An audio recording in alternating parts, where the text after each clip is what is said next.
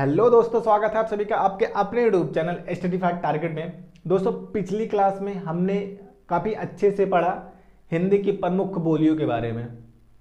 आशा है कि आप सबको वो वाला टॉपिक काफ़ी अच्छे से समझ आया होगा और आप लोगों ने लर्न कर लिया होगा। तो आज के इस लेक्चर में हम बात करेंगे हिंदी की भाषा के बारे में। तो अकॉर्डिंग टू सिलेबस, हमने जो सिलेबस बताया था उसके अकॉर्डिंग जो हमारा अगला टॉपिक होता है वो आता है भाषा।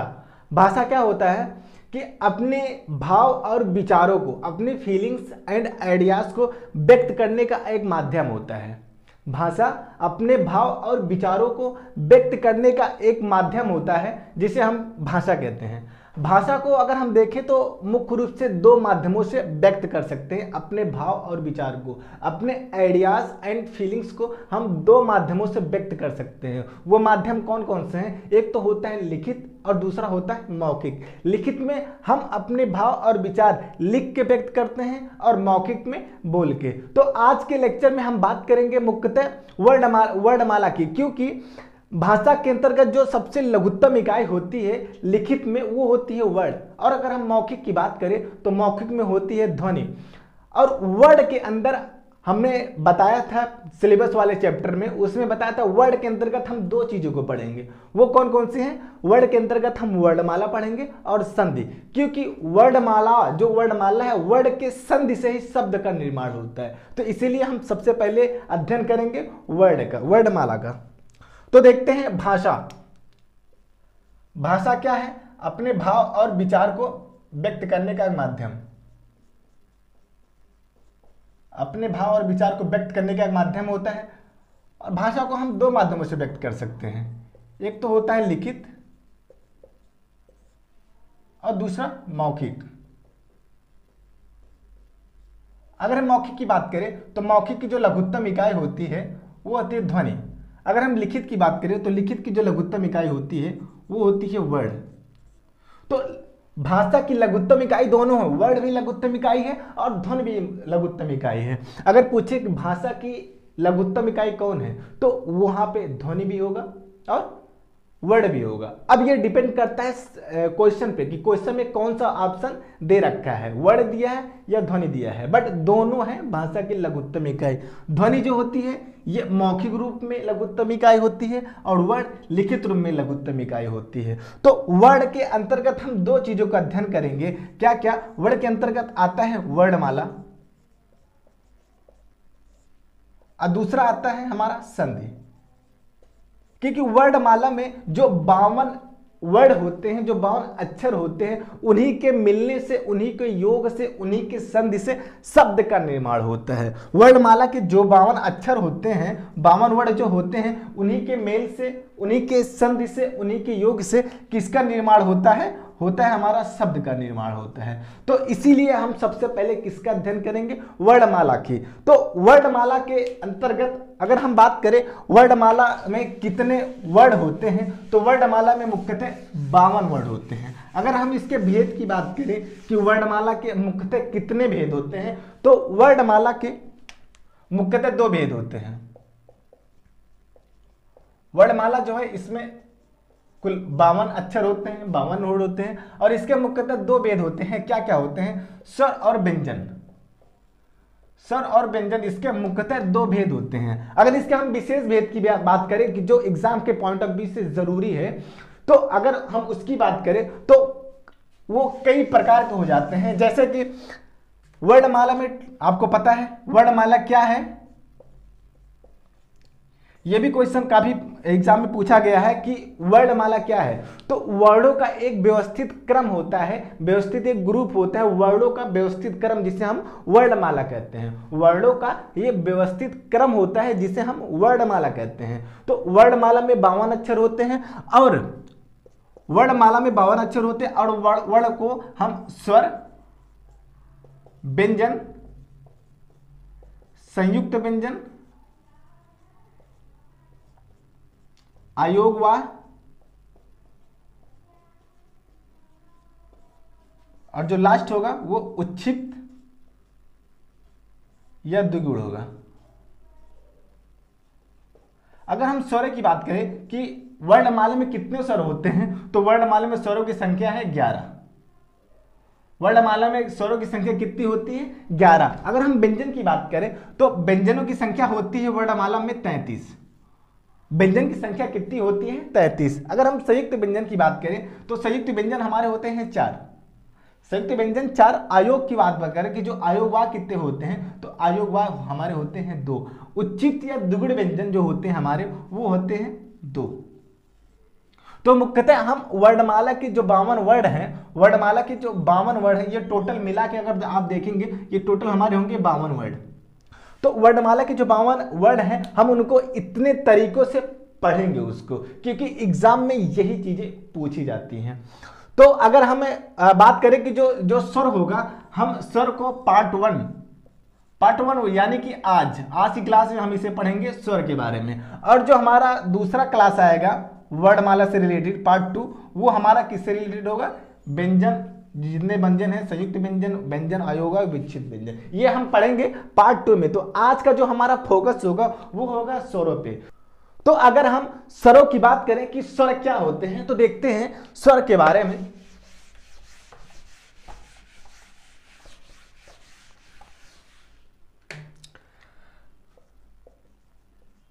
तो स्वर क्या होता है?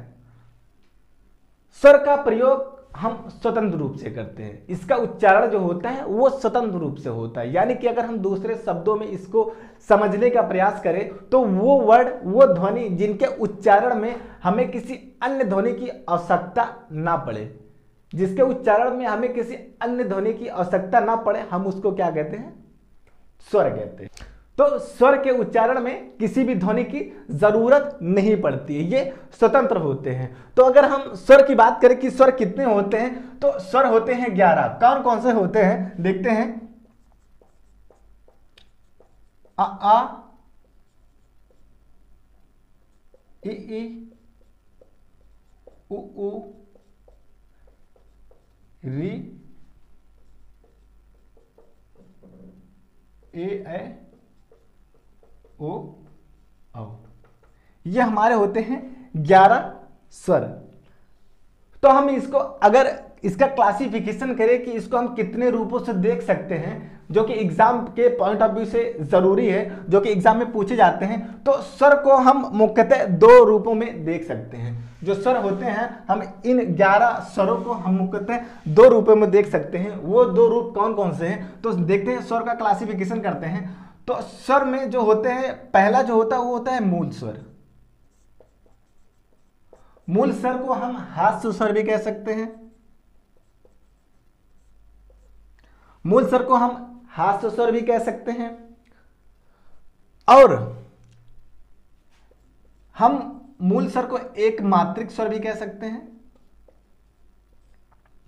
और अगर बात करें जो हमारा दूसरा क्लासिफिकेशन होगा, दूसरा भेद होगा, हम उसको कहेंगे दीर्घ स्वर,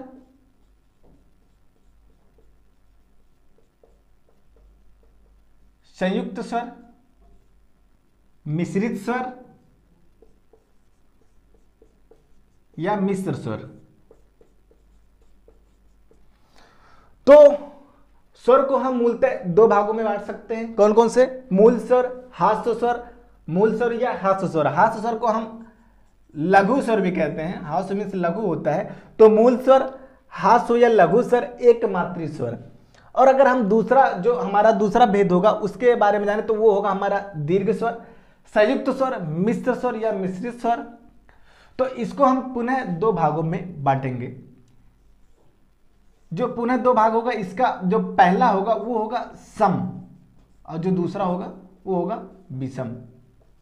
यानी कि सम दीर्घ स्वर, सम संयुक्त स्वर, सम मिश्रित स्वर, और विषम दीर्घ स्वर, विषम संयुक्त स्वर, विषम मिश्रित स्वर।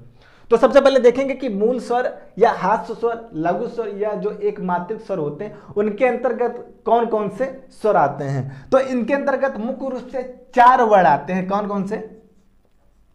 आ, ई, उ, री। मुख्य रूप से ये 4 वर्ड आते हैं। कौन कौन से? आ, ई, उ, री। ये हमारे कौन से? मूल स्वर है। मूल स्वर क्योंकि ये किसी पे डिपेंड नहीं है, ये खुद से उत्पन्न हुए, इसीलिए इनको हम क्या कहते हैं, मूल स्वर होते हैं। ये छोटे हैं इसीलिए हम इनको हास्य स्वर या लघु स्वर भी कहते हैं। इनमें बस एक मात्राएं हैं, एक मात्रा है, इसीलिए इसको एक मात्रिक स्वर भी कहते हैं। तो ये चीजें समझ आई होगी कि मूल स्वर, हास्य स्वर और एक मात्रिक स्वर इसे क्यों कहते हैं। तो ये कितने होते हैं, 4 होते हैं। मूल स्वर कितने हैं, 4 है, आ, ई, उ और री।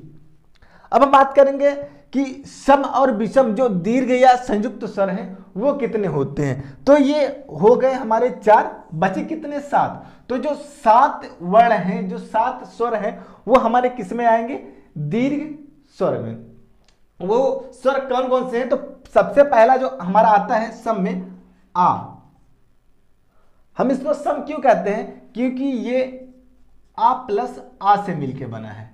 आ प्लस आ, जो छोटा आ होता है, आ प्लस आ से मिलके हमारा बनता है बड़ा आ।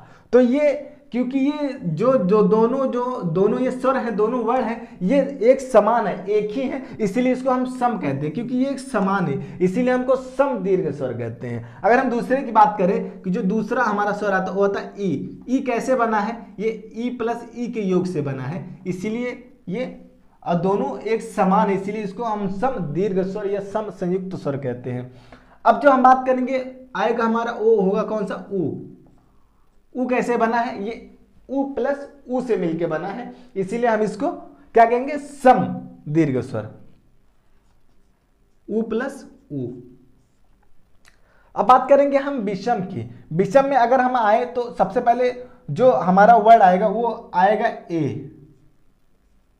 ए कैसे बना है, आ प्लस ई से। आ प्लस ई से हमारे क्या बना है, ए। आ प्लस ई से हमारा बना है ए। अगर हम बात करें ए की तो आ प्लस ए। आ प्लस ए से किसका निर्माण होता है, ए का। आ प्लस ए से हमारा निर्माण किसका होता है, ए का। अब आता है ओ या औ।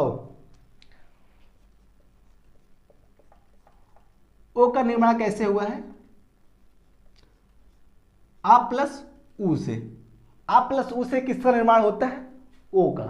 तो इसीलिए इसमें जो दोनों वर्ड के योग से जो हमारे स्वर का जो निर्माण हो रहा है वो दोनों स्वर क्या है, विषम है। इसीलिए हमको क्या कहते हैं, विषम दीर्घ स्वर, विषम संयुक्त स्वर और विषम मिश्रित स्वर।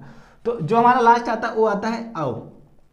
औ का निर्माण कैसे होता है, आ प्लस ओ से। तो आ प्लस आ से बड़ा, ई प्लस ई से बड़ी ई, ऊ प्लस ऊ से बड़ा ऊ, और आ प्लस ई से ए, आ प्लस ए से ए, आ प्लस ऊ से ओ, और आ प्लस ओ से औ। तो ये हमारे हो जाते हैं 7, जो किस में आते हैं, दीर्घ स्वर में या संयुक्त स्वर में। अगर दीर्घ हम संयुक्त स्वर की बात करें तो सम और विषम आ जाते हैं। सम और विषम कैसे आ जाते हैं हमने आपको बताया, ये चीजें आपको समझ आ गई होगी। अब हम चलते हैं इसके अदर क्लासिफिकेशन पे। अब हम बात करेंगे उच्चारण के स्थान पे स्वरों का भेद, कि उच्चारण जो होता है, उच्चारण मीन्स कि जब हम कोई भी वर्ड, जो भी स्वर होते हैं, वर्ड जो भी हैं, जब हम उनका उच्चारण करते हैं तो उच्चारण में जो वायु निकलता है, उच्चारण में जो वायु निकलता है वो हमारे किस पार्ट को टच करता है, किस पार्ट को टच करता है उसको हम कहते हैं, वो जिस पार्ट को टच करेगा, जिस पार्ट को, हम उसको कहेंगे उच्चारण के स्थान पे शब्दों का भेद। जैसे कि अगर हम किसी वर्ड का उच्चारण कर रहे हैं तो कोई एरिया ऐसे होगा जहां पे ज्यादा टारगेट होता है, ज्यादा फोकस होता है, हम उस वर्ड को कह देते हैं कि ये कंठ का है। जैसे कि आ, तो ये आ बोलने पे ज्यादा वायु कहां पे इंपैक्ट कर रहा है, ज्यादा प्रभाव कहां डाल रहा है, गले पे। तो यानी कि जो आ होगा वो क्या होगा, कंठ होगा। तो सबसे पहले जो ये हमारा ये वाला हिस्सा होता है, सबसे पहले जो आता है नीचे का ये गला, इसको हम कंठ कहते हैं। सबसे पहले हमारा आता है कंठ। कंठ मीन्स होता है गला, जो हमारा ये वाला हिस्सा है ये होता है कंठ। जैसे कि अगर हम बोले आ या का, तो ये जो ध्वनि निकल रही है ज्यादा इम्पैक्ट किस पे कर रही है, कंठ पे या गले पे कर रही है, ज्यादा प्रभाव डाल रही है, इसीलिए हमको इसको कहते हैं कौन से वर्ड, कंठ वाले वर्ड। इनका जो ये इम्पैक्ट किस पे करती है, कंठ पे। इसके बाद जो आता है हमारा कंठ के बाद, जो कंठ के ऊपर आएंगे तो हमारा आता है तालब या ताल। तालब, जो तालब वर्ड होते हैं वो कहाँ होते हैं, जो गले के ऊपर का हिस्सा है, गले से ऊपर आएंगे वो हमारा होता है तालब वाला हिस्सा। अगर तालब से आगे बात करें, जब तालब से आगे जाएंगे, थोड़े से आगे जाते हैं तो हमारा वो वाला जो हिस्सा होता है वो हम उसको कहते हैं मूर्धन। वो क्या होता है, मूर्धन। और एक होता है ओष्ठ, ओष्ठ जनरली हम ओठ को कहते हैं। तो कंठ मीन्स गला और तालब मूर्धन, और क्या होता है ओष्ठ, ओष्ठ मीन्स ओठ। तो अब हम बात करेंगे उच्चारण के स्थान पे स्वरों का भेद। तो उच्चारण के स्थान पे स्वर जो होते हैं वो 5 तरह के होते हैं, सॉरी 6 तरह के होते हैं। कौन कौन से होते हैं, कंठ, तालु, ओष्ठ, मूर्धन, कंठ तालु, कंठोष्ठ। तो हम देखते हैं इसको कैसे याद रखेंगे। इसको हम बहुत ही आसान तरीके से याद रखेंगे। कैसे, आइए देखते हैं।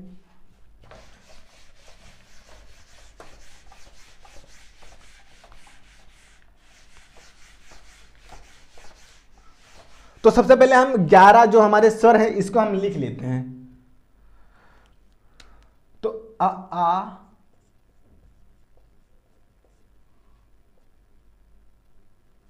ई उ री ए ओ और औ। तो ये हमारे हो गए 11 वर्ड। तो हम इसका क्लासिफिकेशन कैसा करने जा रहे हैं, उच्चारण के स्थान पे। उच्चारण के स्थान पे हम इसका क्लासिफिकेशन करेंगे। तो जो ये 11 स्वर लिखे हुए हैं हम इनको जोड़ा बना लेंगे, क्योंकि ये जो दोनों, अगर हम जोड़ा बनाते चलेंगे तो जैसे ये दोनों, मान लीजिए ये दोनों कपल हैं, तो एक जैसे जो दिख रहे हैं हम उनको कपल बना लेंगे कि जैसे आ ये दोनों कपल हैं, ई ये दोनों कपल हैं, उ ये दोनों कपल हैं। जो री बचता है ये सिंगल है, इसके जैसा कोई नहीं है, तो यानी कि ये सिंगल है, तो हम री को सिंगल यूज करेंगे। ए ये भी ये भी कपल हैं, ओ ये भी कपल हैं। तो जितने भी 11 वर्ड जो हैं इसमें हम 5 कपल बना लिए हैं। जो सिमिलर वर्ड हैं आ ई उ ए और ओ हम इसका जोड़ा बना लिए हैं। तो जोड़ा बनाने के बाद सबसे पहले हम इसको इस तरह बॉक्स में कर लेंगे ताकि हमको याद रख पाने में इसको आसानी हो। तो ये जोड़े बन गए। री जो है सिंगल है, इसका कोई नहीं है। तो अब सबसे पहले बात करेंगे कि सबसे पहले हमारा क्या आता है। अगर ये स्ट्रक्चर की बात करें तो सबसे पहले क्या आता है, सबसे पहले हमारा आता है गला। गला हम सब लिख लेते हैं कौन कौन से वर्ड कैसे हैं।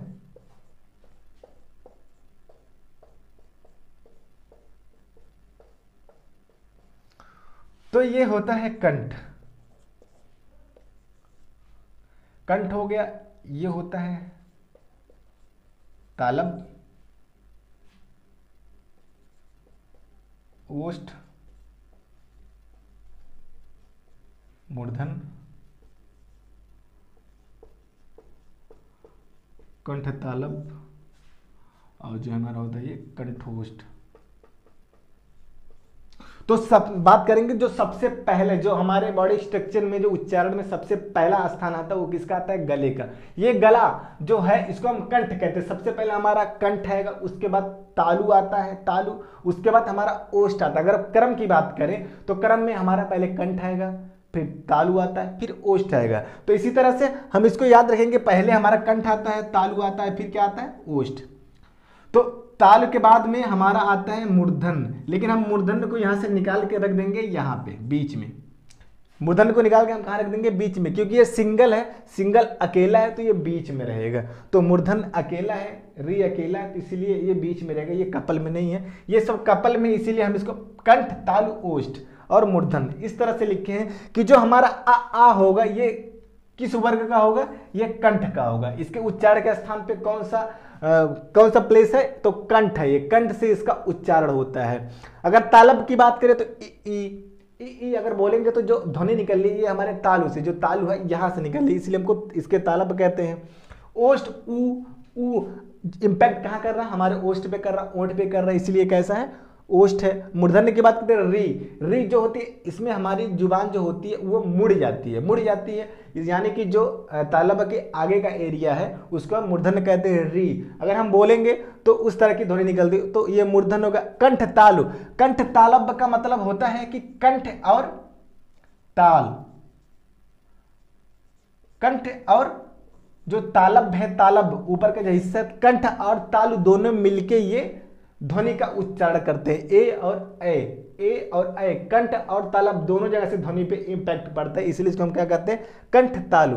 कंठोष्ठ, कंठ और ओष्ठ, गला और ओठ मिलके ये ध्वनि का उच्चारण करते हैं। तो इसको याद रखने का तरीका यही है कि हम सबसे पहले इसका कपल कर लेंगे, इसको कपल बना लेंगे, बॉक्स में कर लेंगे एक कपल बना के। तो सबसे पहले जो हमारा आता है गला आता है, फिर तालब आता है, फिर हमारा ओष्ठ आता है, गला तालब और ओष्ठ। तो हम इस तरह को इसको लिखते हुए चले हैं आगे। फिर आगे जो हमारा आता है मूर्धन्य, मूर्धन्य क्योंकि अकेला है तो मूर्धन्य हो गया। अब अगर हम बात करें तो कंठ तालु दोनों मिलके क्या बनाए, कंठ तालु, कंठ और तालब मिलके कंठ तालब।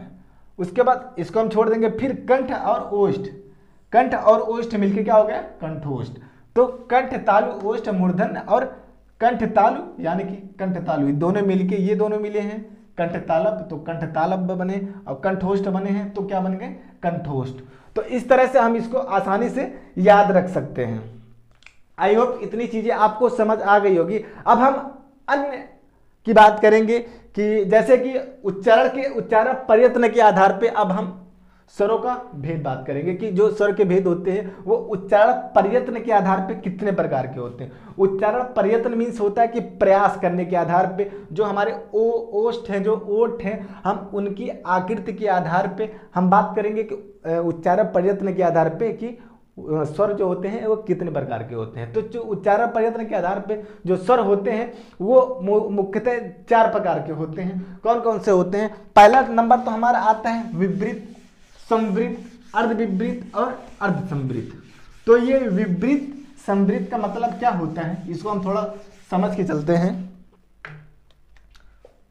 तो उच्चारण प्रयत्न के आधार पे जो वर्ड हमारे होते हैं वो 4 प्रकार के होते हैं, विवृत, संवृत, अर्धविवृत और अर्धसंवृत। तो विवृत की बात करें तो विवृत का मतलब होता है जिसमें हमारे मुंह पूरे खुले होते हैं, जिसमें हमारे मुंह पूरे खुले होते हैं, हम उसको क्या कहते हैं, विवृत वर्ड कहते हैं, विवृत स्वर कहते हैं। जिस ध्वनि के उच्चारण में हमारे जो मुंह होते हैं पूरे खुले होते हैं उसको हम क्या कहते हैं, विवृत कहते हैं। संवृत, जिन ध्वनि के उच्चारण में हमारे मुख पूरे तरह से बंद होते हैं उसको हम क्या कहते हैं, संवृत कहते हैं। अगर हम अर्धसंवृत की बात करें, अर्धविवृत की बात करें तो अर्धविवृत क्या होता है, जिसमें हमारा जो मुंह होता है वो जिसमें आधा खुले, जिस ध्वनि के उच्चारण में, जिस वर्ण के उच्चारण में हमारा मुंह आधा खुलता है, हम उसको क्या कहते हैं, अर्धविवृत कहते हैं। और जिस वर्ण के उच्चारण में हमारा मुंह आधा बंद होता है, मुंह आधा बंद होता है, इसमें आधा खुलता है, आधा, अर्ध मीन्स आधा, जिसमें आधा खुले वो हमारा क्या होगा, अर्धविवृत। और अर्धसंवृत जिसमें आधा बंद हो, आधा बंद हो। तो यानी कि जो विवृत मीन्स होता है खुलना होता है, तो यानी कि ये पहले आधा खुला, यानी कि पहले बंद था, ये बाद में आधा खुलेगा। अर्धविवृत में क्या होता है, ये पहले बंद था, उस ध्वनि के उच्चारण में उच्चारण करेंगे तो आधा मुंह हमारा खुलेगा। अर्धसंवृत की बात करें तो अर्धसंवृत में क्या होगा, आधा बंद होगा, यानी कि पूरा पहले खुला रहेगा और उस ध्वनि के उच्चारण में जब उच्चारण करेंगे तो आधा हमारा बंद हो जाएगा, यानी कि पहले खुला रहेगा फिर बंद हो जाएगा। विवृत में खुल जाएगा, यानी कि बंद रहेगा, पूरी तरह से खुल जाएगा। संवृत में खुला रहेगा, बंद हो जाएगा। तो विवृत वो वर्ड जिसके उच्चारण में हमारे मुंह पूरे खुल जाते हैं, मुख द्वार पूरे खुल जाते हैं, उसको हम विवृत वर्ड कहते हैं। तो बात करेंगे इसके अंदर कौन कौन से वर्ड आते हैं।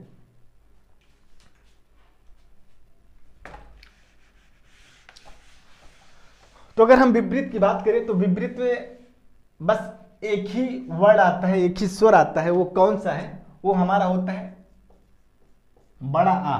जो बड़ा आ होता है वो विपरीत होता है। अगर हम इसका उच्चारण करें तो आ, तो इसमें हमारा मुंह पूरा खुल जाता है, इसीलिए हम इसको क्या कहते हैं? विपरीत वाले वर्ड कहते हैं। अब हम बात करेंगे समृद्ध की। तो समृद्ध में आ, ई, उ, मतलब कि जितने भी स्टार्टिंग के जो हमारे जो कपल बनाते थे, कंठ तालु और कंठ तालु ओष्ठ, कंठ तालु ओष्ठ जो थे उसमें जो बड़ा आ था उसको निकाल के बाकी जितने 5 वर्ड, जितने 5 स्वर बचते हैं वो किस में आते हैं? समृद्ध में। समृद्ध में यानी कि इसके उच्चारण में हमारा मुंह क्या होता है? बंद होता है। तो आ, ई, बड़ी ई, उ, तो इसमें उच्चारण में हमारा मुंह बंद होता है, इसमें खुलता है आ, और इसके उच्चारण में हमारा जो मुंह होता है क्या होता है? बंद होता है।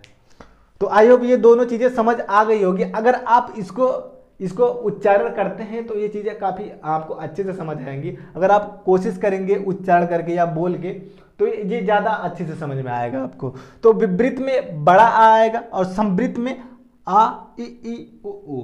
जो कंठ तालु ओष्ठ के जो 6 वर्ड है उसमें से जो बड़ा वाला है, बड़ा वाला आ, वो विपरीत में आ जाता है। बाकी जो 5 बचते हैं वो किस में आ जाता है? समृद्ध में। अगर हम बात करें अर्ध विपरीत की, कि अर्ध विपरीत में हमारे कौन से वर्ड आते हैं, तो इसमें आता है ए और औ।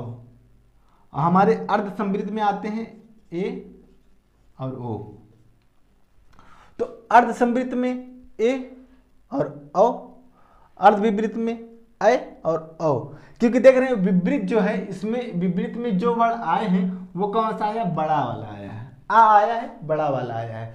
तो इन 6 को छोड़ के जो बचते हैं, जो बाकी जो बचते हैं वो किस में आते हैं? जो चार है, ये चारों बड़े हैं। तो जो विपरीत है, विपरीत में जो दोनों जो बड़े वाले होंगे, यानी कि इससे बड़ा कौन है? ऐ, और ओ से बड़ा आओ। तो जो 2 बड़े वाले हैं, दोनों बड़े किस में आएंगे? विपरीत में। यानी कि जो बड़े वाले वर्ड हैं वो किस में आते हैं? विपरीत में। अर्ध विपरीत ऐ और औ किस में आ रहे हैं?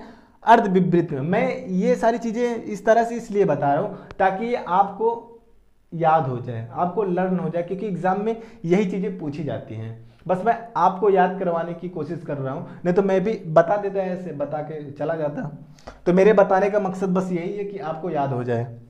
तो अर्ध समृद्ध में हमारे छोटे वाले आते हैं। इसके छोटे वाले जो हैं यानी कि ए और ओ, और अर्ध विपरीत में ऐ और ओ। क्योंकि विपरीत में जो आया था बड़ा आ, ये बड़ा वाला था, इसीलिए जो अर्ध विपरीत में आएगा वो बड़ा वाला आएगा। अगर री की बात करें तो री को इसमें कोई भी स्थान नहीं दिया गया है।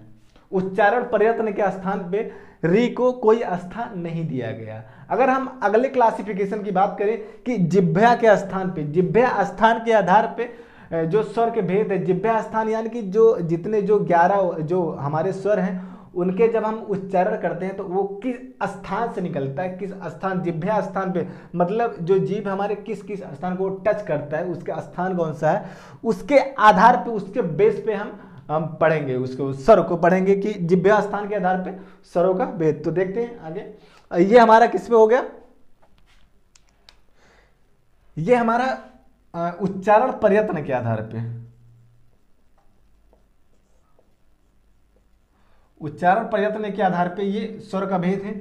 अब जो हमारा अगला टॉपिक होगा वो हमारा क्या होगा? उच्चारण जिह्वा स्थान के आधार पे स्वर का भेद। तो देखते हैं।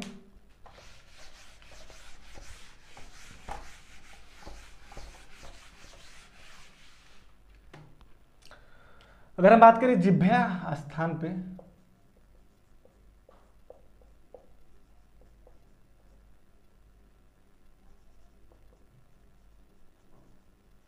जिह्वा स्थान के आधार पे अगर हमें वर्णों का स्वर का भेद बात करें तो ये मुख्यतः 3 प्रकार के होते हैं: अग्र स्वर, मध्य स्वर और पश्च स्वर।